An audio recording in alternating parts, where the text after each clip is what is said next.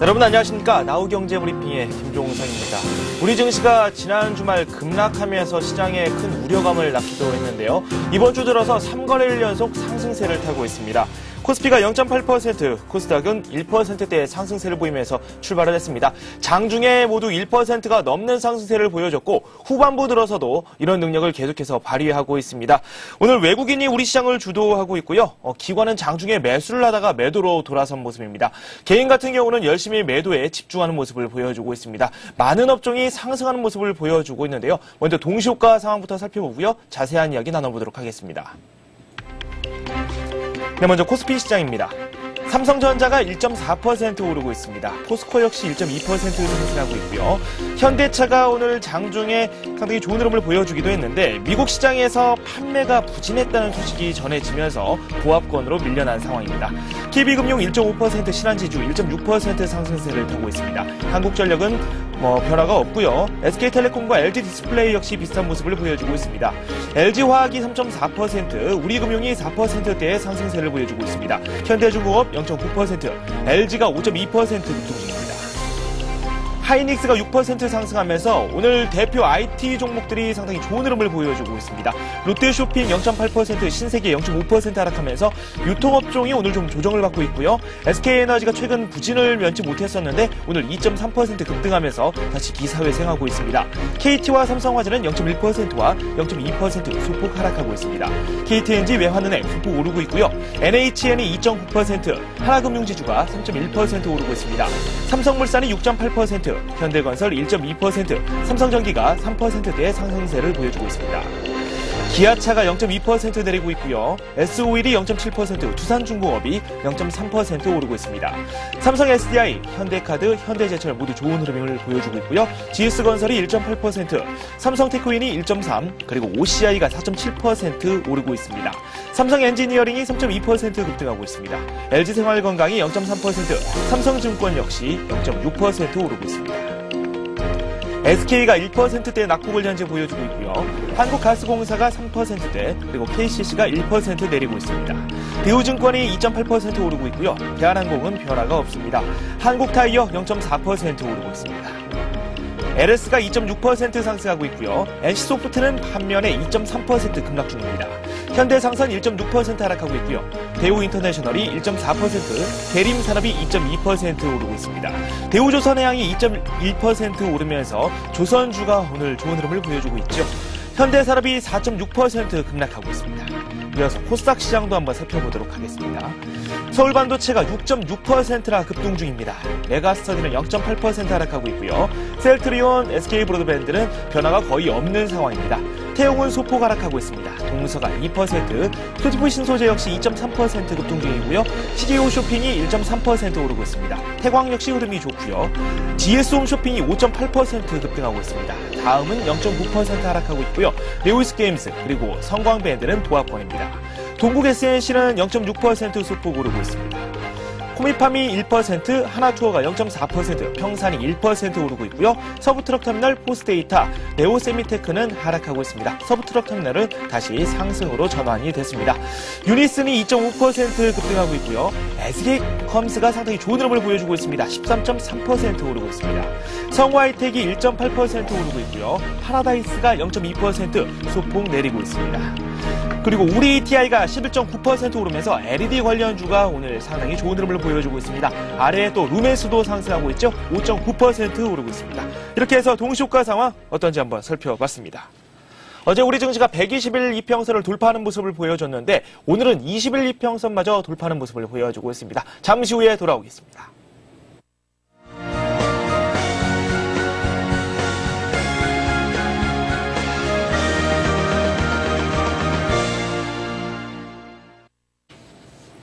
네, 오늘의 마감 상황 한번 알아보도록 하겠습니다. 스튜디오에 최은정 아나운서 나와 있습니다. 안녕하세요. 네, 안녕하세요.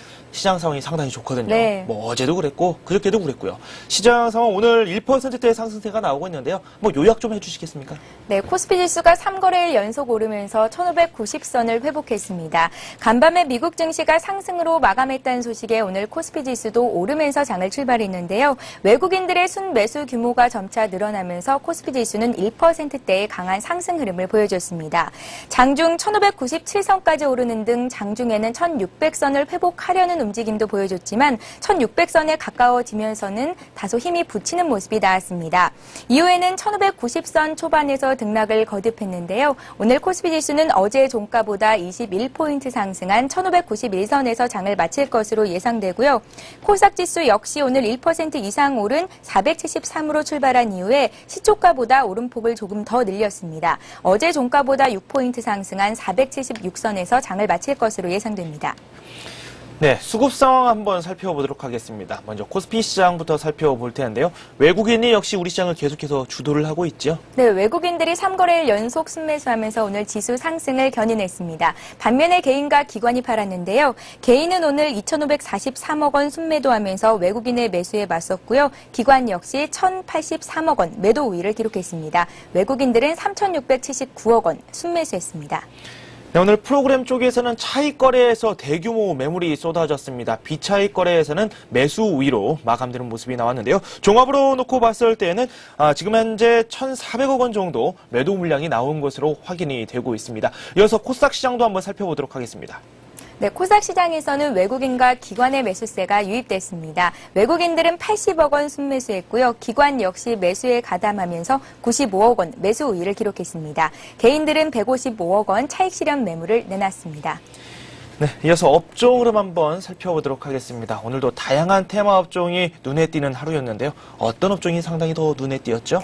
네, 오늘 업종별로는 거의 대부분의 업종이 상승한 가운데 증권업 쪽의 강세가 두드러졌고요. 금융업종도 1% 이상의 강한 상승 흐름을 보여줬습니다. 전기전자와 화학, 철강, 금속, 건설 모두 오늘은 1% 이상의 오름세를 보여줬는데요. 장 마감을 한 5분 정도 앞두고 전기가스 업종과 보험, 운수창고 업종은 약세로 전환이 됐습니다. 오늘 강세를 보인 테마주들을 보겠습니다. 오늘은 유기발광 다이오드, OLED 관련주와 2차전지 관련주가 강한 상승 흐름을 보였는데요. 외국 바이어들은 우리나라의 녹색 기술이 5년 안에 선진국에 도달할 것으로 평가하는 것으로 조사됐습니다. 5년 이내 경쟁력을 갖출 것으로 기대되는 분야로는 LED라는 응답이 25.9%로 가장 많았고요. 2차전지도 13.8%로 뒤를 이었습니다. 향후 성장성이 기대된다는 평가에 오늘 관련주들의 오름세가 두드러졌는데요. 상신 EDP는 가격 제한폭까지 올랐고요. SFA와 코오롱 역시 3% 이상 상승했습니다. 2차전지 관련주 중에서는 LG화학이 3% 급등하면서 22만 원 선을 회복했습니다. 네, 오늘은 윈도우 7 관련주들이 그동안의 부진을 딛고 오랜만에 일제히 급등하는 모습을 보여줬습니다.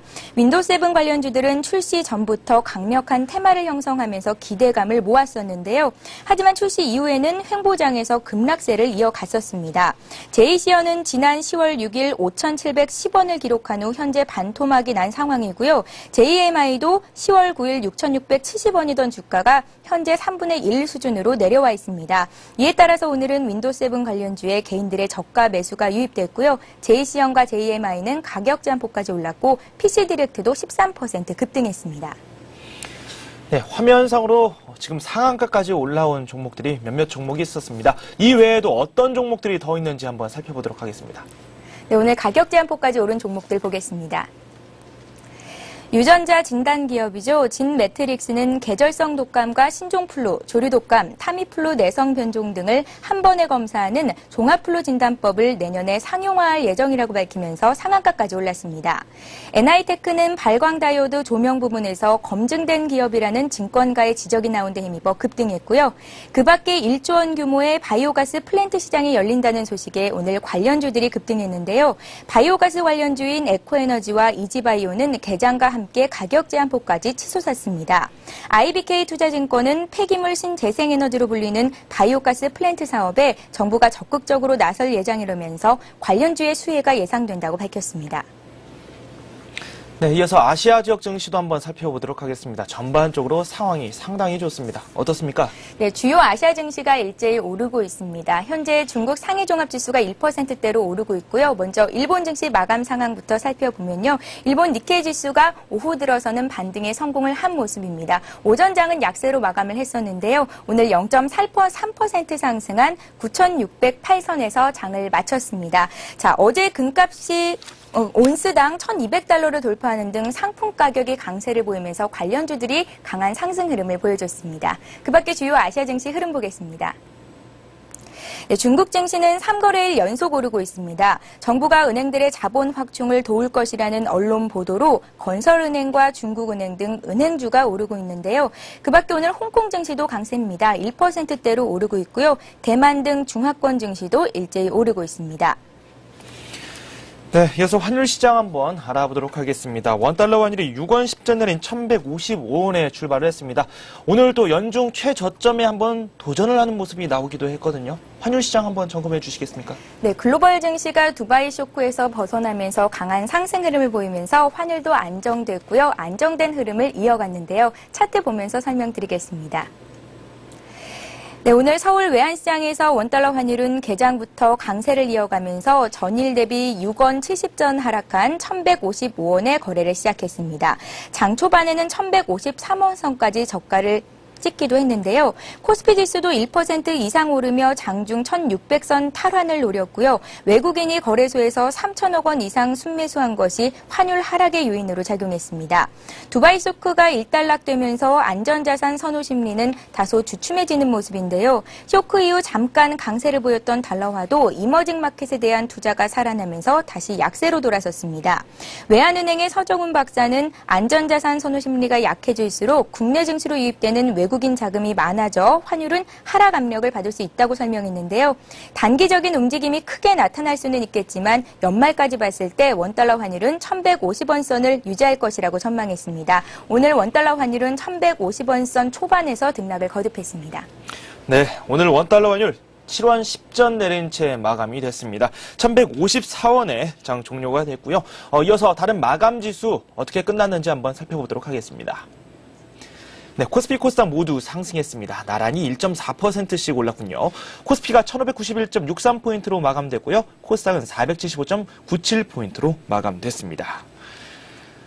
네, 이어서 자세한 오늘장 소식 더 알아보도록 하겠습니다. 현대증권 홍승현 연구원 전화 연결돼 있습니다. 안녕하십니까? 네, 안녕하십니까? 네, 연이어 우리 증시가 좋은 흐름을 보여주고 있습니다. 오늘 증시 마감 상황 좀 한번 정리 좀 부탁드릴까요?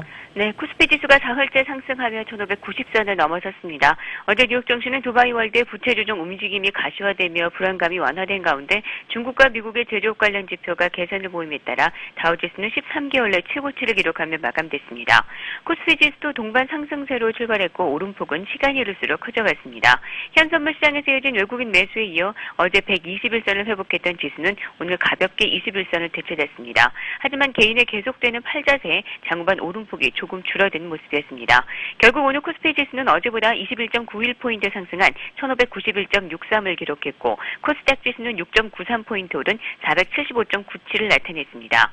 외국인의 IT주에 대한 매수는 오늘도 이어졌습니다. 삼성전자와 LG전자, 하이닉스 등 대형 IT주들의 강세가 돋보였습니다. 특히 LG 디스플레이는 내년 패널 가격 반등 전망에 실적 회복 기대감이 커지며 어제 이어 오늘도 강세 시원했습니다. 이 밖에도 포스코와 KB금융, LG화학 등 여타 시가총액 상위 종목들의 상승세도 이어졌습니다. 한편 현대증권과 대우증권, 우리투자증권 등 증권주들의 강세도 두드러진 모습이었습니다. 네, 제가 지금 장 마감 상황을 한번 분석해 보니까 외국인이 선물과 현물 시장에서 열심히 매수에 나선 것으로 나타나고 있는데요. 반면에 프로그램 쪽에서는 꽤 매물이 나왔거든요. 오늘 수급 상황은 어땠습니까? 네, 투신의 매도세로 기관의 팔자 우위가 계속됐고 개인이 장중 매도로 전환하며 매물이 크게 늘어남에 따라 지수 상승폭을 제한하는 모습이었습니다. 하지만 현선물 시장에서 이어진 외국인의 매수세가 지수를 1,600선 부근까지 끌어올리기도 하는 등 오늘 시장의 주역 역할을 톡톡히 해냈습니다. 외국인은 오늘 현물 시장에서 3,674억 원을 순매수한 반면 순매수했고요. 선물에서는 3,257계약을 사들였습니다. 외국인의 선물 매수로 장 초반 출회되던 프로그램 매물 역시 장 중반 규모를 줄이기도 하는 등 외국인의 매수가 오늘 지수 상승의 원동력이 됐습니다. 네, 미국 증시 이야기를 안 할래야 안 할 수 없겠죠. 지난밤 또 상당히 좋은 흐름을 보여줬습니다. 오늘 밤은 또 어떤 모습을 이어나갈까요? 네, 어제 미국 증시는 두바이 충격에서 벗어나며 이틀째 반등세를 보였습니다. 중국의 PMI가 18개월 최고치를 이어간 가운데 미국 ISM 제조업 지수도 53.6을 기록하며 4개월 연속 확장세를 이어갔습니다. 이러한 지표 호전 속에 어제 다우지수는 13개월 최고치를 기록했고 국제 금값은 온스당 1,200달러 선을 돌파했습니다. 이처럼 해외 증시들이 두바이 위기를 빠르게 넘기면서 연말 랠리에 대한 기대감이 조금씩 살아나고 있는데요. 우선은 목요일 예정된 서비스업 지수와 주말에 예정된 미국의 고용지표의 발표가 단기적인 시장의 방향성을 결정할 것으로 보여집니다. 네, 지난 금요일 우리 시장이 4%대 급락장을 보이면서 상당히 불안한 모습이 역력히 나타나기도 했습니다. 대형주의 낙폭이 상당히 컸었는데 이번 주 들어서 대형주의 상승세 상당히 무섭거든요. 저희가 어떻게 접근하는 게 가장 좋을까요? 네, 두바이 사태가 UAE에 국한된 문제라는 시각의 확산과 함께 주요 신흥국 CDS 프리미엄의 상승세도 주춤하는 양상입니다. 이에 국내 증시에서도 외국인의 선물 대규모 순매수와 함께 기존 주도주인 IT와 자동차주의 매수세를 강화하면서 어제 121선 회복에 이어 오늘은 21선을 되찾았습니다. 하지만 아직까지 부진한 거래 등 취약한 수급 상황은 지속되고 있습니다. 양호한 중국의 PMI와 국내 무역수지 흑자 지속 등이 발표되고 있어 시장은 다시 월초 예정된 주요 매크로 지표로 관심이 이동되고 있는 모습입니다.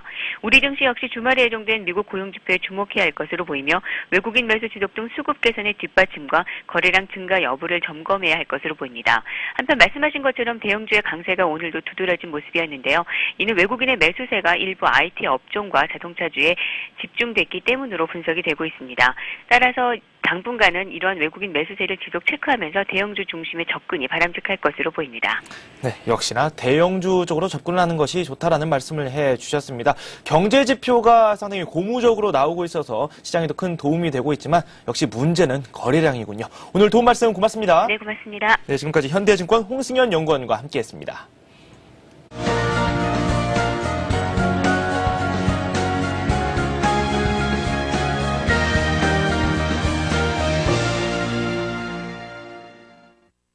이 시각 주요 뉴스입니다. 2013년까지 녹색 벤처기업 1000곳이 육성되고 관련 기술 개발에 6천억 원이 투입됩니다. 중소기업청은 오늘 벤처기업 창업과 성장 촉진을 통해 일자리를 늘리는 제2기 벤처기업 육성 대책을 발표했습니다. 녹색, IT 융합 등 신산업 기술을 통해 새로운 벤처기업 성장 동력으로 삼겠다는 것입니다. 중기청은 태양광과 풍력, LED, 폐기물 에너지화 등 단기 상용화 가능성이 크고 수입 대체 효과가 있는 50개 품목 117개의 기술을 중소벤처기업형 유망 녹색 분야로 선정했습니다. 이를 통해 2013년까지 녹색 전문 벤처기업 1000곳을 육성하고 올해 489억 원이 투자된 녹색 상용화 기술 연구개발 지원 예산도 2013년에는 2천억 원까지 확대하기로 했습니다.